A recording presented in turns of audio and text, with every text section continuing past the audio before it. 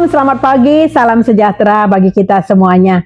Pagi hari yang indah ini kita disapa oleh Tuhan melalui renungan harian. Kiranya dapat menguatkan kita. Bersama saya Evangelis Agnes Yagian, kita sambut firman Tuhan dengan berdoa. Bapa di surga, Bapa yang penuh kasih karunia, terima kasih untuk nafas kehidupan, terima kasih untuk kesehatan.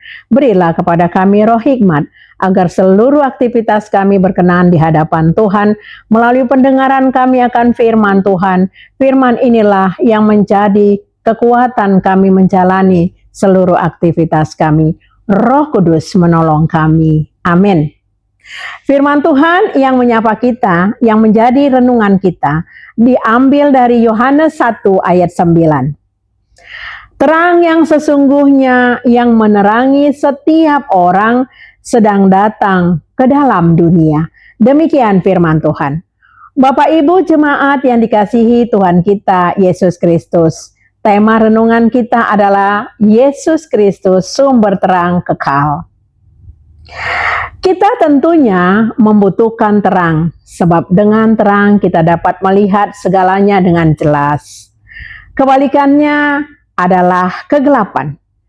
Kita bayangkan kalau kita berada dalam kegelapan, pasti semua tidak dapat terlihat dengan jelas. Kalau tidak ada terang, manusia tidak dapat hidup dengan baik. Bahkan ada yang lebih menakutkan daripada kegelapan jasmani, yaitu kegelapan rohani. Manusia mengalami kegelapan rohani sejak kejatuhannya ke dalam dosa turunan. Dosalah yang memisahkan manusia dari Allah. Manusia yang hidup di dalam dosa tidak memiliki pengharapan dan harus mengalami kebinasaan selama-lamanya. Bersyukurlah kita sebagai orang percaya lewat sapaan firman Tuhan hari ini mengatakan, Sang terang sedang atau sudah datang ke dalam dunia.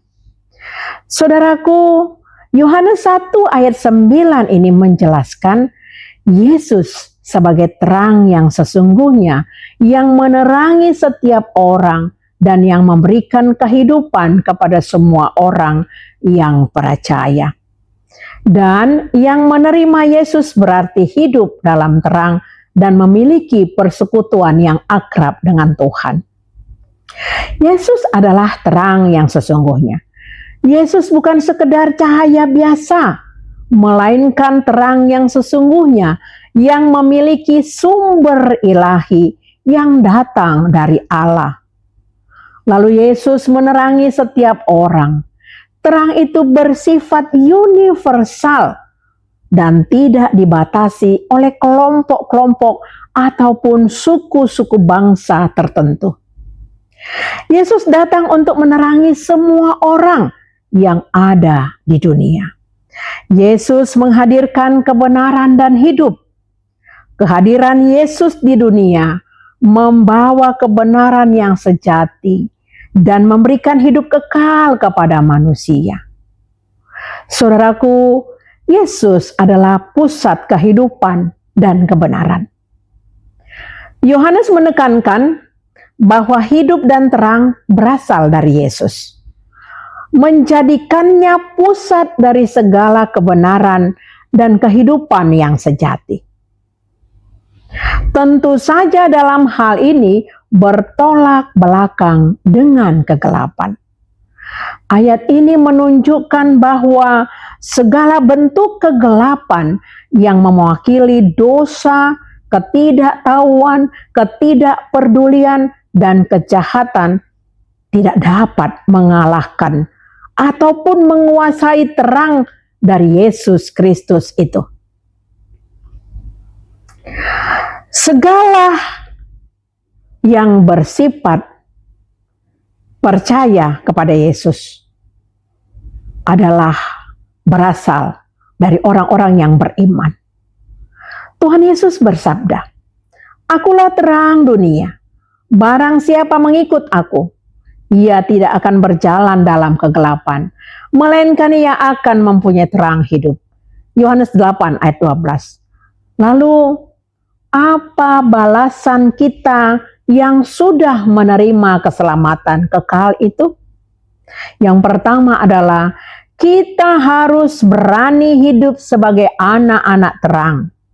Caranya dengan menanggalkan semua perbuatan-perbuatan kegelapan serta hidup seturut dengan firman Tuhan. Yang menghasilkan buah-buah roh tertulis di Galatia 5 ayat 22 sampai dengan 23. Selanjutnya, menjadi saksi atas keselamatan yang kita peroleh. Amanat agung Tuhan Yesus dalam Yohanes 28 ayat 19 dan 20 berkata, pergilah, jadikanlah seluruh bangsa muridku.